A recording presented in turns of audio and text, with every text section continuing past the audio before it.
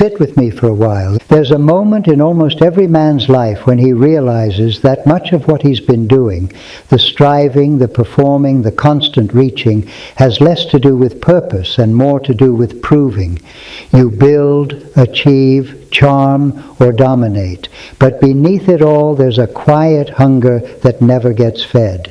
You think you're chasing success, but what you're really chasing is permission to feel enough. Carl Jung called this tension the conflict between the persona and the self, between who we show the world and who we truly are. Every man wears a persona. It's the necessary mask of survival. You needed it to belong, to earn affection, to make it through a world that often punished authenticity. But over time, the mask starts to stick. You begin confusing approval with respect, performance with worth, noise with meaning. This is what happens when the shadow of your persona begins to rule you. You become what Jung described as inflated, over-identified with the mask, detached from the soul. You look successful but feel hollow. You appear confident but wake up anxious. You keep running faster, hoping the applause will silence the doubt. But the truth is, the more validation you chase, the more you teach yourself you are unworthy without it. Today, we'll talk about what that cycle really is, why it forms, how it hijacks your life, and how to build something far stronger than approval, inner respect. 1. What it actually is and what it isn't. Validation is not evil. It's the first language of the psyche. As a child, validation is how you learned what was safe, lovable, and acceptable. When you smiled and your parents smiled back, your nervous system recorded that connection as life. Seeking that signal was never vanity, it was survival. But when the external nod becomes your only proof of existence, it turns from nourishment into addiction. Most men think they're chasing success, attraction, or respect, but what they're really craving is relief. Relief from the inner voice that whispers, "You're still not enough." Every like, promotion, or compliment buys a few moments of silence before the noise returns. And here's the paradox. Validation addiction often masquerades as humility. You tell yourself you're just being driven or disciplined. But look closely. If your worth depends on how others react, you've built your house on wind. The truth is that you don't crave attention. You crave recognition. You want the world to mirror back that you exist, that your effort matters. But the world is a broken mirror, one that reflects fragments, not wholeness. Building inner respect means no longer begging the mirror to approve of your reflection. It means remembering that worth is inherent, not earned. 2. How it appears in ordinary life. You meet this pattern every day, not in grand failures, but in the small, relentless moments that drain your integrity. When you check your phone for the 50th time to see if she texted back, that's the boy inside asking, "Am I still lovable?" When you over-explain your ideas in a meeting, hoping they'll think you're smart enough, that's the boy saying, "Please don't see my doubt." When you post an accomplishment online and keep refreshing for likes, that's the boy whispering, "Tell me I exist."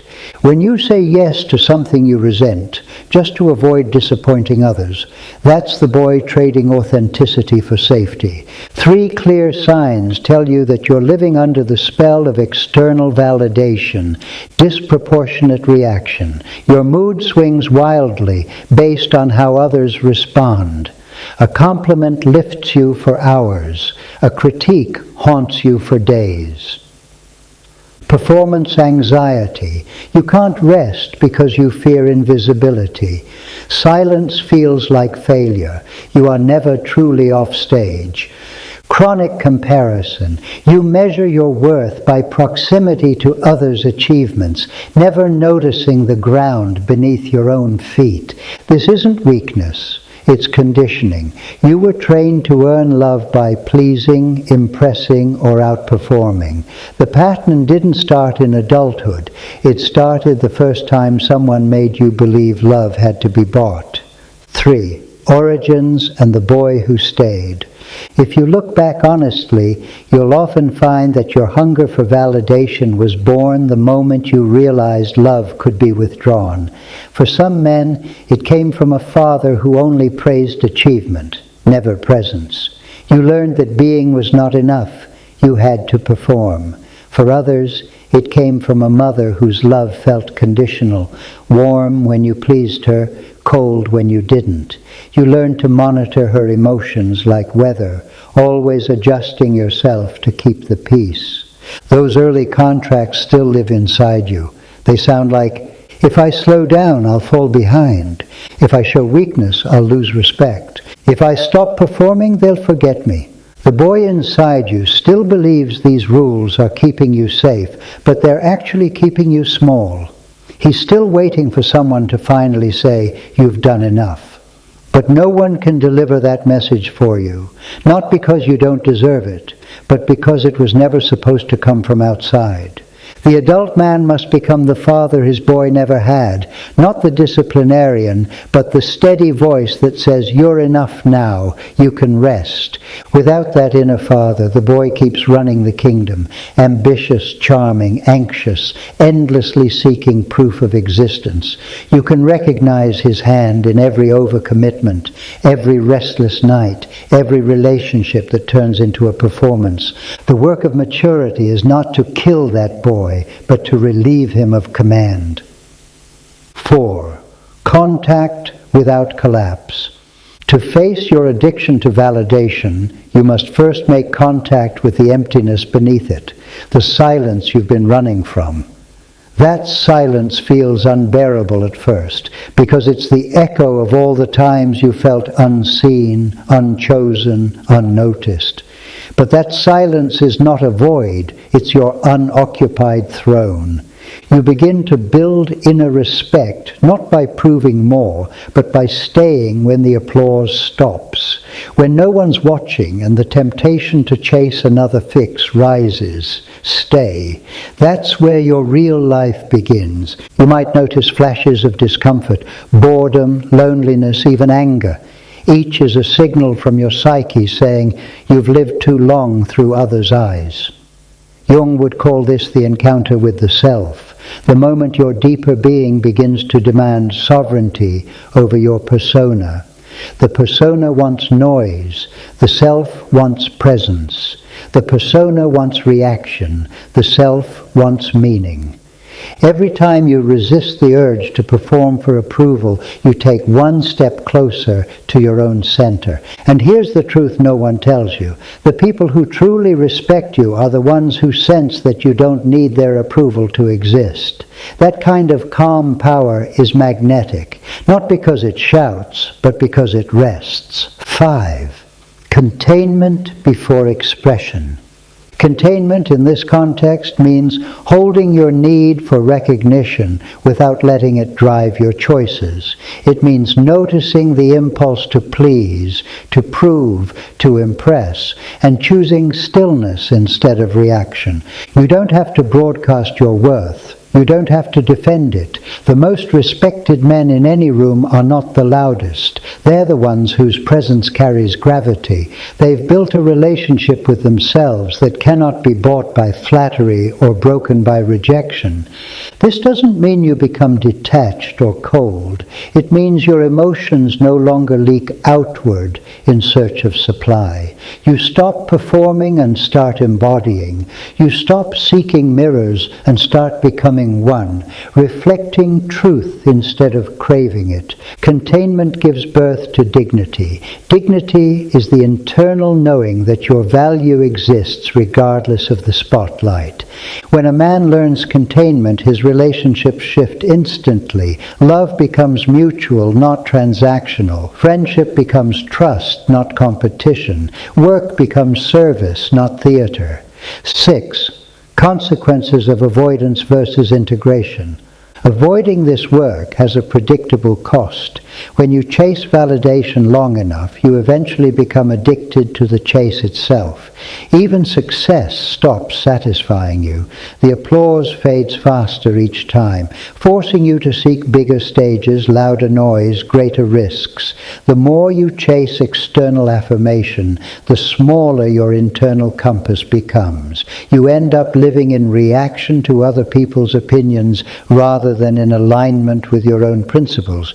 But when you turn toward this work, when you begin to separate self-worth from external approval, something remarkable happens.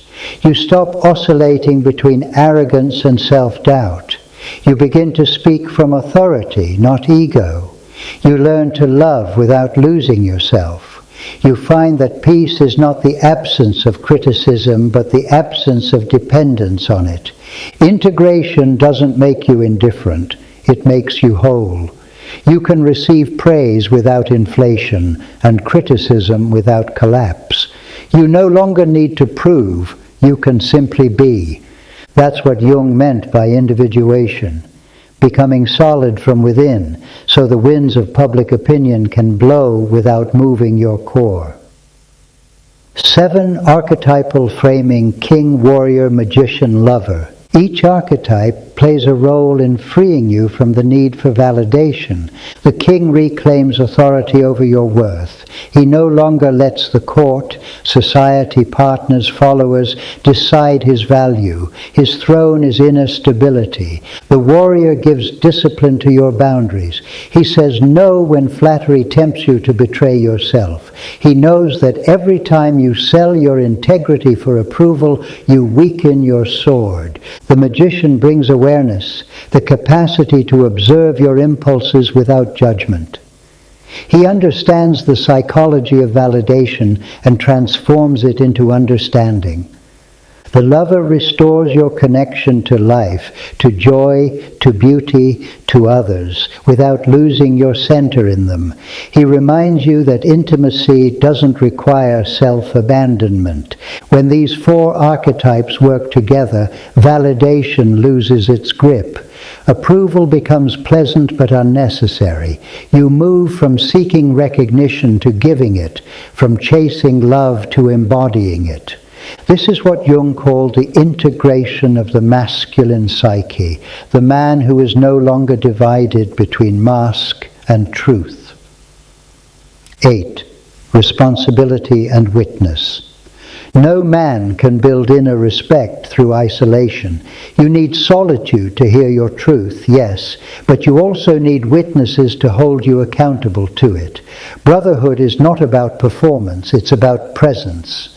It's where men remind each other of who they are when the world's noise grows too loud. The mature man surrounds himself not with admirers, but with equals, men who will speak truth, not praise. They don't feed his ego, they sharpen his integrity. Responsibility means owning your influence. When you no longer live to impress, you begin to lead naturally. People trust you, not because you're flawless, but because your center doesn't move with the tides. You won't live this perfectly, no one does. The urge to prove will whisper again, especially when you're tired, rejected, or unseen. But every time you return to your own respect, you grow stronger. Reliability, not perfection, is the mark of maturity. You asked how to stop chasing validation and build inner respect. The answer is both simple and hard. Stop outsourcing your reflection. The world cannot tell you who you are because it doesn't know. Only you can decide what your life will mean, and that decision begins in silence, not applause. The boy in you wanted to be seen. The man in you wants to see clearly. The first runs from emptiness. The second builds from it. Respect is not given. It is earned, not from others, but from your own consistency, from doing what is right when no one is watching, from staying aligned even when unseen. So slow down, return to your center, speak less to impress, more to express truth.